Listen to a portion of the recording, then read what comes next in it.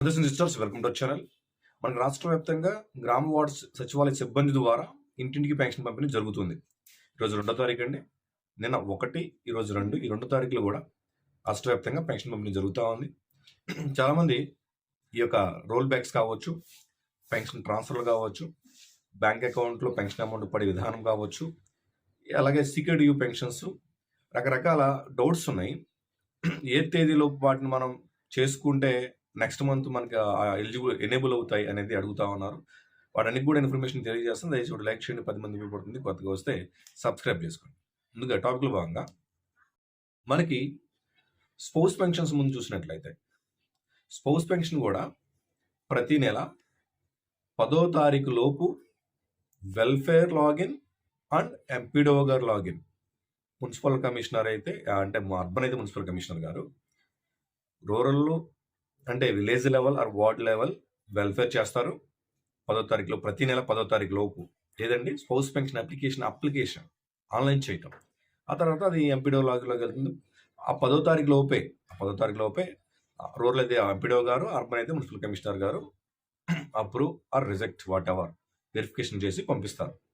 ఇలా చేసిన pensions next month release అవుతాయి. స్పౌస్ పెన్షన్స్ గుర్తుపెట్టుకోండి. సో ఎప్పుడు పడితే అప్పుడు చేస్తే మీరు ఒక రోజు ముందుకెళ్ళి చేసినా ఆ నెక్స్ట్ మంత్ శాంక్షన్ కాదు, ఒక నెల కోల్పోతారు అమౌంట్. దాన్ని మీరు అర్థం చేసుకోవాలి. ఏంటి 10వ తారీఖు ఫర్ ఎగ్జాంపుల్ ఒక ఎన్టీఆర్ భరోసా పెన్షన్ అమౌంట్ తీసుకుంటున్న భర్త 2వ తారీఖు చనిపోయారు ఏమండి, పెన్షన్ తీసుకొని అంటే తీసుకోకుండా చనిపోతేనే రిమార్క్ ఇవ్వగలుగుతాం. ఒకవేళ తీసుకొని చనిపోయారు అనుకోండి అమౌంట్, అది ఆ నెక్స్ట్ మంత్ రిమార్క్ పెట్టాలి. ఎందుకంటే ఈ మంత్ ఆల్రెడీ అమౌంట్ తీసుకున్నారు కాబట్టి అది క్లోజ్ అయిపోతుంది. మనం రిమార్క్ పెట్టలేం చనిపోయారని. పెన్షన్ అమౌంట్ తీసుకోకుండా ఫర్ ఎగ్జాంపుల్ 1వ తారీఖు చనిపోయారు, పెన్షన్ అమౌంట్ తీసుకోలేదు, చనిపోయారు 1వ తారీఖు లేదా 31వ తారీఖు 28వ తారీఖు చనిపోయారు, మనం మార్చి అనుకుందాం. సో ఈ నెల ఏప్రిల్ 1 తారీఖు పెన్షన్ తీసుకోవడానికి అవకాశం లేదు, ఎందుకంటే చనిపోయారు కాబట్టి. ఇప్పుడు ఆ పెన్షన్ భార్య బతికే ఉన్నారు కాబట్టి భార్యకి ట్రాన్స్ఫర్ చేయాలి. ఈ ప్రాసెస్ అనేది ముందు చనిపోయారు కాబట్టి వెంటనే డెత్ సర్టిఫికేట్ అప్లై చేసి అప్లికేషన్ ఫామ్ తీసుకొని డెత్ సర్టిఫికేట్ అప్లై చేసి మీ వెల్ఫేర్ వారిని కలిస్తే 10వ తారీఖు లోపు వెల్ఫేర్ లాగిన్లో కూడా, అంటే 10వ తారీఖు లోపు అని చెప్తున్నానండి, 10 లేదా 10వ తారీఖు లోపు వెల్ఫేర్ లాగిన్లోని అది సబ్మిట్ చేసి అప్రూవ్ చేయాలి. అలాగే ఎంపీడో గారి లాగిన్లో కూడా అప్రూవ్ చేయాలి.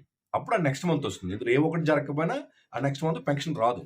అలాగే చాలామంది అడుగుతా ఉన్నారు మనకి విడో పెన్షన్ సంబంధించి, అంటే ఈ పెన్షన్స్ ఇస్తున్నారు కదా, అంటే భర్త చనిపోతే భార్యకి ట్రాన్స్ఫర్ చేస్తా ఉన్నారు.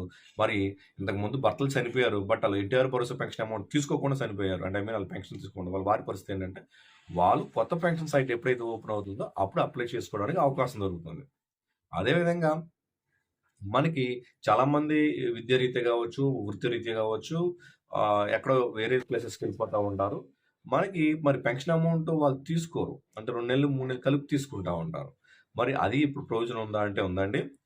3 నెలలు గరిష్టంగా, అంటే ఫర్ ఎగ్జాంపుల్ ఒక 4,000 తీసుకుంటున్న పెన్షనరు గరిష్టంగా 3 నెలలు అంటే 12,000. ఎప్పుడైతే 12,000 వస్తుందో 4,000 12,000 3 నెలలు తీసుకోలేదు కాబట్టి ఆ 12,000 తీసుకోవాలి. ఒకేసారి 12,000 వస్తుంది కాబట్టి ఆ 12,000 తీసుకోకపోతే ఆ నెక్స్ట్ మంత్ పెన్షన్ శాంక్షన్ కాదు, 12,000 మీరు రావు. ఫర్ ఎగ్జాంపుల్ జనవరిలో పెన్షన్ తీసుకోలేదు, అక్కడ 4,000, ఫిబ్రవరిలో తీసుకోవాలి, అక్కడ తీసుకున్న 4,000 8,000 అయింది. మార్చికి వచ్చేసరికి ఎంత అవుతుంది? 8 + 4 12,000 అవుతుంది. అంటే ఖచ్చితంగా ఎవరైతే జనవరి ఫిబ్రవరి మంత్లో పెన్షన్ తీసుకోలేదో మార్చి నెలలో ఖచ్చితంగా తీసుకోవాలి. మీకు అర్థమవుతుందా? సో అలా 12,000 రూపాయల పెన్షన్, అంటే 4,000 3 నెలలు 12,000 పెన్షన్, 12,000 రూపాయలు తీసుకోకపోతే ఏమవుతుంది? పెన్షన్ టెంపరీ మైగ్రేట్ అయిపోతుంది, అంటే క్యాన్సిల్ అయిపోతుంది పెన్షన్. ఆ 12,000 రావు, ఆ pension next month pension amount అసలు శాంక్షన్ కాదు. ఇప్పుడు ఏం చేయాలి?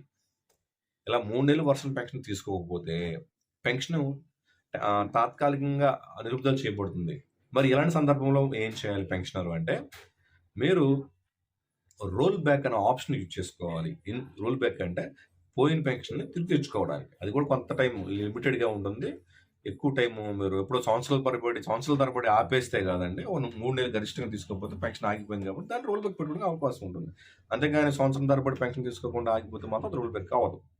ఓకేనా? అది పర్మనెంట్ మైగ్రేట్ అయిపోతుంది, టెంపరీ కాదు, పర్మనెంట్ అయిపోతుంది. టెంపరీ ఉన్నంత వరకే మీరు ఇవ్వగలుగుతారు. సో 3 నెలలు వర్షం తీసుకోలేదు కాబట్టి మీరు ముందుగా మీ వెల్ఫేర్ లాగిన్లో రైజ్ చేయాలి రోల్ బ్యాక్.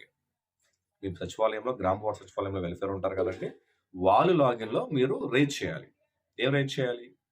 ఈ యొక్క రోల్ బ్యాక్ గ్రీవెన్స్ మీరు రైజ్ చేసిన తర్వాత మళ్ళీ ఎంపీడో గారి లాగిన్‌లోకి వెళ్తుంది.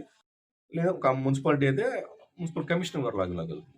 ఇలా వెళ్ళిన తర్వాత అక్కడ కూడా వాళ్ళు అప్రూవ్ చేస్తే ఆ నెక్స్ట్ మంత్ పెన్షన్ వచ్చేస్తుంది. బట్ ఎంతొస్తుంది సార్ అమౌంట్ అంటే 4,000 వస్తుంది. ప్రతి నెల ఇంక 4,000 మరి పోయిన 3 నెలలు మీరు తీసుకోలేదు కదా అంటే మరి ఆ అమౌంట్ రాదండి మరి. మరి 3 నెలలు వర్షం తీసుకోకుండా గవర్నమెంట్ మంచి అవకాశం ఇచ్చింది. ఏంటని 3 నెలలు వర్షం తీసుకోకపోయినా అవకాశం ఇచ్చింది. సో, మూడో నెల 12,000 తీసుకోమన్నారు. మీరు 3 నెలలు కూడా తీసుకోకపోతే ఇంక మనం దాన్ని ఏం చేయలేం. ఎందుకంటే హాస్పిటల్‌లో 1 నెల, 2 నెలలు ఉంటారు. లేదు. సో, మీరు మళ్ళీ ఇంకో అవకాశం ఏంటి? ఒకవేళ 3 నెలలు వర్షం తీసుకోకపోయినా పెన్షన్ కోల్పోతారు. బట్ రోల్ బ్యాక్ పెట్టుకునే అవకాశం కూడా కల్పించింది. అది కూడా మనం అర్థం చేసుకోవాలి. సో, రోల్ బ్యాక్ గురించి చెప్పాము. స్పౌస్ పెన్షన్ గురించి చెప్పాము. వర్షం 3 నెలలు పెన్షన్ తీసుకోవచ్చు. 2 స్టూడెంట్స్ సంబంధించి ఎవరైతే స్టూడెంట్స్ ఉన్నారో, స్టూడెంట్స్ ఇతర స్టేట్స్‌లో చదువుకుంటా ఉంటారు. వాళ్ళకి డిజేబుల్ పెన్షన్స్ సంథింగ్ ఇవి వస్తూ ఉంటాయి కాబట్టి, ఆ పెన్షన్ అమౌంట్ వాళ్ళు అకౌంట్‌లో పడాలంటే, అంటే రెగ్యులర్‌గా స్టేట్ మరి రాలేరు కాబట్టి ప్రతి నెల వాళ్ళ అకౌంట్‌లో పడాలంటే మీ వెల్ఫేర్ గారిని కలిసినట్లయితే, మీకు బ్యాంక్ అకౌంట్ ఇచ్చినట్లయితే డైరెక్ట్‌గా మీ అకౌంట్‌లోనే పెన్షన్ అమౌంట్ జమ అవుతుంది. ఎందుకంటే ప్రతి నెల మీరు అటు ఇటు తిరిగి రాలేరు కాబట్టి. సో, ఈ విధంగా డీబీటీ అంటాం దాన్ని. డీబీటీ అలాగే సీక్యూరిటీ పెన్షన్స్. మనకి 10,000 ఉన్నాయి కదండీ! Dialysis pensions. అవి ప్రతి నెల కూడా శాంక్షన్ అవుతాయండి. ప్రతి నెల శాంక్షన్ అవుతాయి. 10,000 పెన్షన్స్‌కి ప్రతి నెల శాంక్షన్ అవుతాయి. అది కూడా ప్రతి నెల 10వ తారీఖు లోపు పైన ఏదైతే ఆఫీస్ ఉందో మెడికల్ ఆఫీసు అక్కడ అప్రూవ్ చేస్తే మెడికల్ ఆఫీస్ ఎక్కడైతే ఉందో ఆ మెడికల్ ఆఫీస్‌లో ప్రతి నెల 10వ తారీఖు లోపు ఏవైతే సీక్యూరిటీ పెన్షన్స్ వెరిఫికేషన్ చేసి అప్రూవ్ చేశారో ఆ పెన్షన్ అమౌంట్ నెక్స్ట్ మంత్ మీరు ఎక్కడైతే హౌస్ హోల్డ్ మ్యాపింగ్ కలిగి ఉన్నారో అక్కడికి వచ్చేస్తుంది. సో, మీరు సీక్యూరిటీ పెన్షన్స్ ఎవరైతే డయాలిసిస్ చేసుకుంటా ఉన్నారో వాళ్ళకి ఎటువంటి ఇబ్బంది లేదు. మీరు మీ డాక్టర్ నుంచి అప్లికేషన్ ఫార్వర్డ్ చేయండి మెడికల్ సర్టిఫికేట్స్‌తో.